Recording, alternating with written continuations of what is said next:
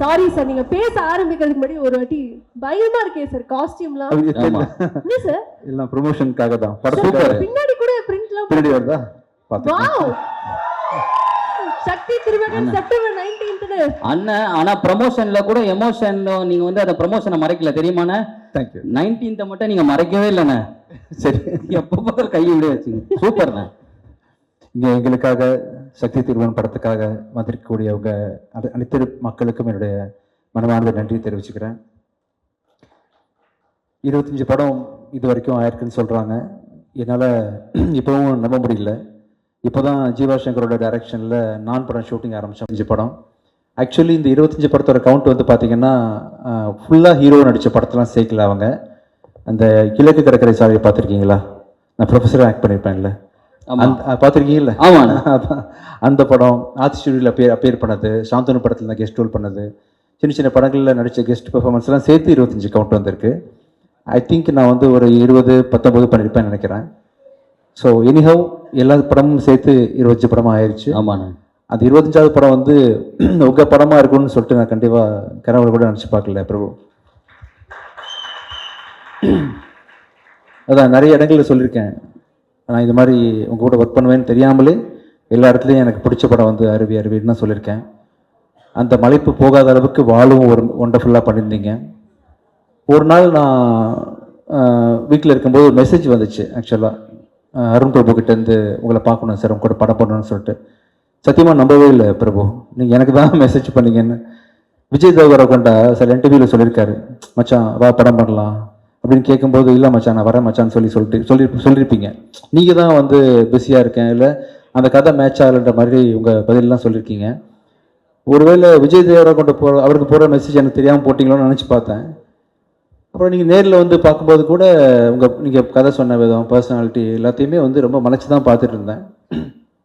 நீங்கள் வர்றதுக்கு முன்னாடியே வந்து இந்த படத்தை பண்ணிடணுன்ற முடிவோடு தான் மீட் பண்ணேன். ஃபஸ்ட் ஆஃப் சொல்லும்போது வேறு லெவல் பட்ஜெட்டு. இந்த படத்தில் நான் வழக்கமாக மீடியம் பட்ஜெட்டாகவே பண்ணி பழக்கப்பட்டேன்னா வந்து இந்த படத்தை பண்ண முடியுமான்னு என்னால் வந்து நோன்னு சொல்ல முடியாது. வந்து கேட்குறது அருண் பிரபுவாச்சு, சரின்னு ஒத்துக்கிட்டேன். கதை வேறு பயங்கரமாக இருந்துச்சு, ஒரு வழியில் பண்ணி ஆகணும்னு சொல்லிட்டு செகண்ட் ஆஃப் கேட்டு முடித்தேன். எனக்கு கதை புரியல. ஏன்னா ஃபுல்லாக அரசியல் பொறுத்த வரைக்கும் பெரிய அறிவுலாம் எனக்கு கிடையாது. சரி ஏதோ அருண் பிரபு தானே சொல்கிறாரு, கண்டிப்பாக அருவியில் நிறைய அரசியல் பேசியிருப்பார், மக்கள் சார்ந்த அரசியல் நிறைய இருக்கும் அவர்கிட்ட அப்படின்னு சொல்லிட்டு நானும் பண்ணிடலாம். நம்ம வரும்போதே முடிவு பண்ணிட்டேன். ஆனால் அது பயங்கர செலவாகும் போல் இருக்கு. பட் என்ன பண்ணுறது, அருண் பிரபு கேட்டார் பண்ணிடலான்னு சொல்லிட்டு கதையும் வேறு லெவலில் இருந்துச்சு. செகண்ட் ஹாஃப் கேட்கும்போது எனக்கு ஒன்றுமே அரசியல் தெரிக்குது, வசனங்கள்லாம் வந்து புரியல, இது என்ன சொல்ல வரான்னு தெரியல. சரி படம் போட்டு கடைசியில் நிறைய என்னோடய ஃப்ரெண்ட்ஸ் பார்த்தாங்க, எதுவும் குறியீடு இதாக வச்சுருக்காரா படத்துக்குள்ளே அப்படின்னு சொல்லி பயந்து கேட்டேன். குறியீடு இல்லை சார், டைரெக்டாக சொல்லியிருக்காரு. நேராக தெரிக்குது, உங்கள் நிலைமை என்ன ஆகும்னு தெரியல இந்த படத்துக்கு அப்புறம்னு சொல்லிட்டு என் ஃப்ரெண்ட்ஸ்லாம் சொன்னாங்க. என்ன ஆனாலும் இது ஆர்ட் ஃபார்முக்குள்ளே இருக்குது பிரபு, ஆர்ட்டாக தான் நீங்கள் பண்ணியிருக்கீங்க.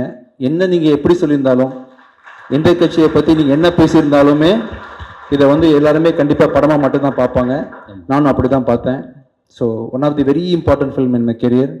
Thank you so much. அண்ட் ஒரு படம் உருவாகுதுன்னா வந்து அதுக்கு டைரக்டர் எவ்வளோ முழு முதற் காரணம் எனக்கு நல்லாவே தெரியும். ஒரு கதையை எனக்காக எழுதி சுமந்து ஒரு 5 வருஷம் ப்ராசஸ் பண்ணி வாழ்க்கு அப்புறம் 4th இயரில் இது ஆக்சுவலாக 4-5 வருஷம் எனக்காக அந்த கதையை கொண்டு வந்து என்னை ப்ரெசென்ட் பண்ணதுக்கு ரொம்ப ரொம்ப நன்றி. இப்போ பெருமைமிகு படமாக இந்த படம் வந்து இந்த கம்பெனிக்கு அமைஞ்சிருக்கு. Thank you so much, thank you so much. Super. இந்த படம் வெற்றியை தொடர்ந்து நான் இன்னும் நிறைய பேருக்கு வந்து நிறைய ஆப்பர்ச்சுனிட்டி கொடுக்க முடியும். இந்த வெற்றி எனக்கு கொடுக்க போது நினைக்கும்போது தேங்க்யூ ஸோ மச். அப்புறம் ஒவ்வொரு படமும் உருவாகிறதுக்கு காரணம் வந்து கண்டிப்பாக இப்போ ஒரு கண் நீங்கன்னா இன்னொரு கண் வந்து கேமராமேனோட கண். ஷெல்லியோட உழைப்பு வந்து மிகப்பெரிய உழைப்பு. ஒரு ஹஸ்பண்ட் ஒய்ஃபு கூட இந்த அளவுக்கு காம்பினேஷன் இருக்குமான்னு தெரியல. அவங்க சார் சொன்ன மாதிரி குசுன்னு பேசிப்பாங்க, என்ன பேசிக்கிறாங்கன்னு தெரியாது. வேற லெவல் காம்பினேஷன் நீங்கள் 2 பேருமே. கடைசி வரைக்கும் நீங்கள் 2 பேருமே சேர்ந்தே படம் பண்ணணும்னு ஆசைப்படுறேன் ஆக்சுவலாக. Thank you so much. Arun Prabhu Shelly கூட்டணியில் இன்னொரு படமும் தயாரிட்டு இருக்கு, நம்ம கம்பெனியில் பண்ண போகிறோம். அதை பற்றின அறிவிப்புகள் வந்து கூடிய சீக்கிரம் நான் சொல்கிறேன் கூட. Thank you so much. அப்புறம் மகாராஷ்டிராலேருந்து ஒன்று, கேரளாலேருந்து ஒன்றுன்னு சொல்லிட்டு ஹீரோயின் நமக்காக கொடுத்துருக்காங்க. சார் எப்படி சார் அது how is it even possible? உங்களுடைய படத்துல மட்டும் தான் சார் இப்போ 2 states 3 states இந்த மாதிரி ரீயூனியன்லாம் நடக்குது சார். ஆமாப்பா ஆமா. பேன் இந்தியாவை இப்படி கிரியேட் பண்றோம். ஃபுல்லாக டைரக்டரோட சாய்ஸ் தான். ஓகே. வழக்கமாகவே அவரோட அருவி படம் அண்ட் வால் படத்தெல்லாம் பார்த்தீங்கன்னா ஹீரோயின் செலெக்ஷன் ரொம்ப பெக்யூலராக இருக்கும். இந்த படத்தில் யார் செலக்ட் பண்ண, நானும் எல்லா கான்டாக்டும் கொடுக்குறேன் அவர்கிட்ட, தெரிஞ்சவங்க நடித்தவங்க டாப்பில் இருக்கிறவங்க எல்லாத்தையும் கொடுக்கும்போது இல்லை சார் நான் ஒரு பெக்யூலராக தேடிட்டு இருக்கேன்னு சொல்லிட்டு கடைசியாக வந்து ப்ரித்தியை செலக்ட் பண்ணி ஃபோட்டோ காமிச்சார். அப்போ தான் வெரி பெக்யூலியர் ஃபேஸ். இந்த படத்தில் வந்து இந்த கேரக்டருக்கு வந்து இவங்க இந்த மாதிரி ஒரு ஒரிஜினல் எமோஷன் ஃபீலிங் கொடுக்க முடியாது யாருனாலையுமே. சூப்பர். இவர் படத்தை பார்த்தீங்கன்னா ஆக்சுவலாக சினிமா மாதிரி தெரியாது. ரியல் கேரக்டர்ஸ், யாருக்கு மேக்கப் கிடையாது. ஆக்சுவலாக ஒருத்தர் கூட மேக்கப் இல்லாமல் ரியலாக வேர்த்து விறுவிறுத்து படம் பண்ணி வித்தியாசமான ஒரு எக்ஸ்பீரியன்ஸ் எனக்கு. அண்ட் அவர் கூட நிறைய கற்றுக்கிட்டேன், நிறைய இன்புட் எனக்கு கிடைச்சிது. ஆஸ் அ டைரக்டராக நிறைய எனக்கு உங்களை அறியாமல் எனக்கு சொல்லிக் கொடுத்துருக்கீங்க Prabhu. And thank you so much sir, உங்கள் கூட ஒர்க் பண்ணது ரொம்ப சந்தோஷம் எனக்கு. And assistant directors, technical team, இந்த நிகழ்ச்சியை வந்து இவ்வளோ சர்ப்ரைஸ் கொடுத்தவங்க எல்லாருக்கும் என்னோட மனமான நன்றி. And once again Dhananjayan sir, எங்கே இருந்தாலும் உங்களோட விஷயங்ஸ் எனக்கு எப்போவுமே இருக்குது, உங்கள் விஷஸ் இருக்குது.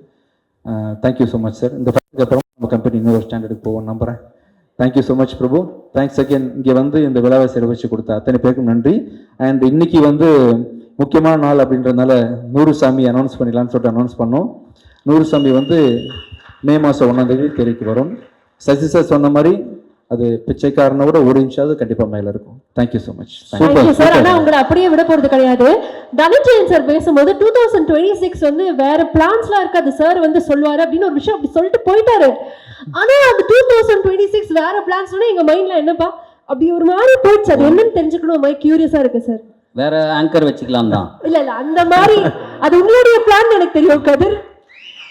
அது யாரோ சார் ஒரு நிமிஷம் சார், ஒரு யார் அது விசில் அடிச்சது?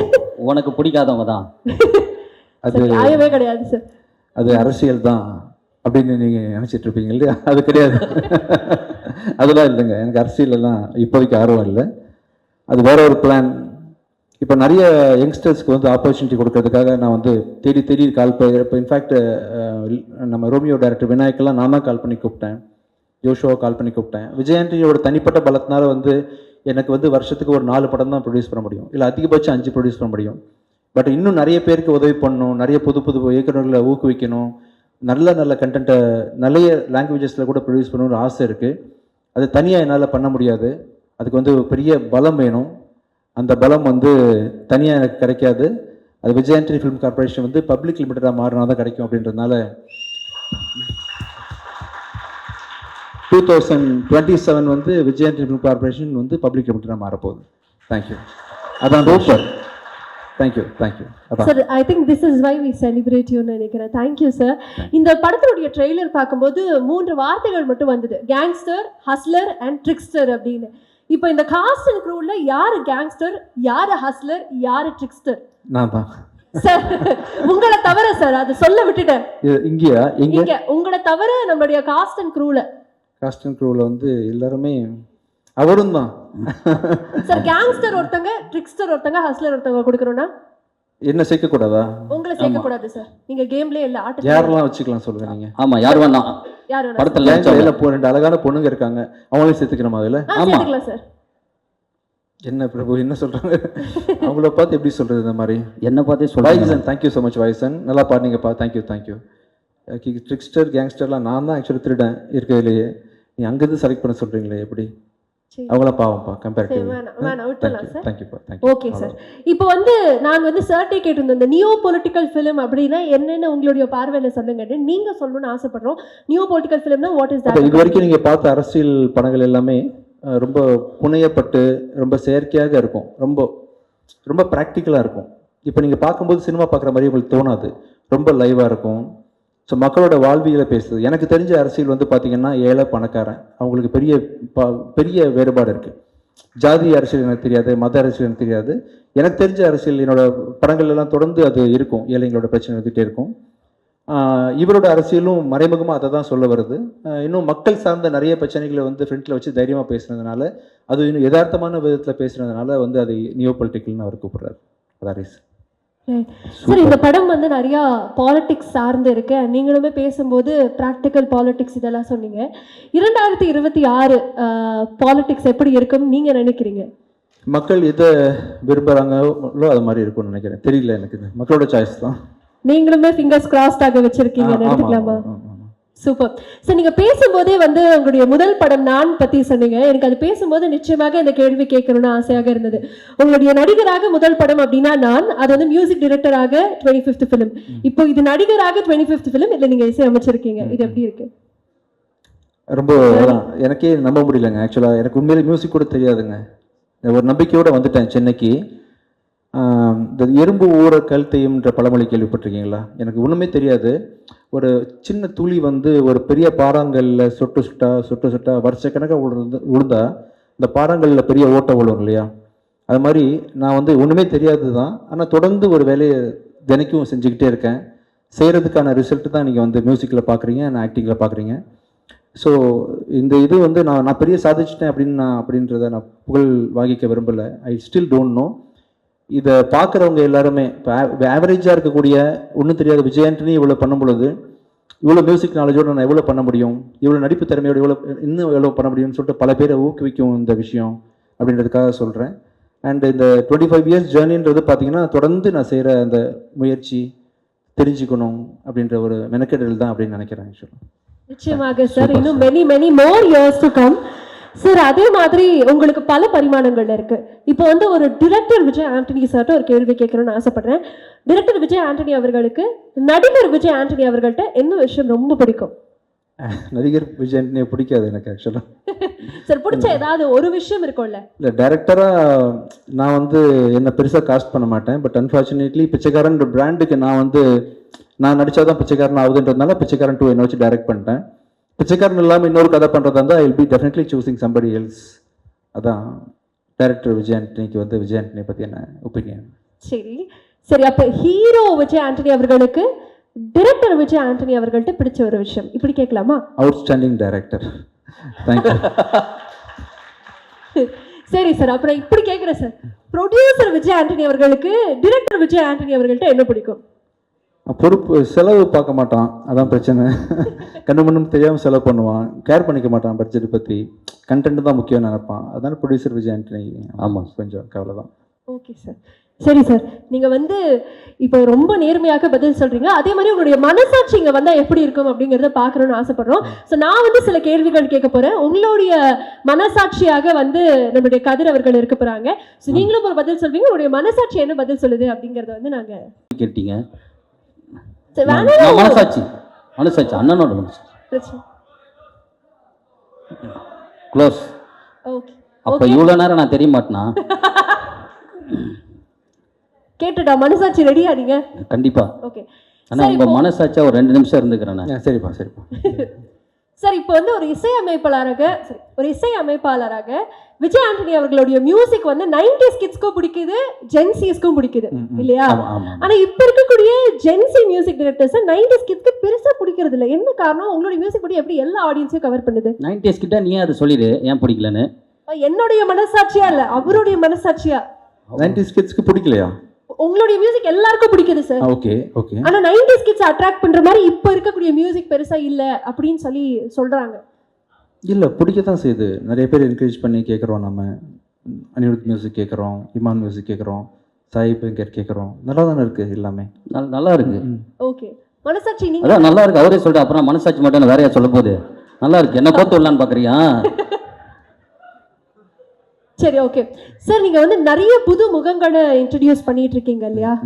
அந்த மாதிரி அடுத்தடுத்து என்னென்ன விஷயங்கள் காத்துட்டு இருக்கு சார்? புது டைரக்டர்ஸ், புது கண்டென்ட்ஸ் தான்.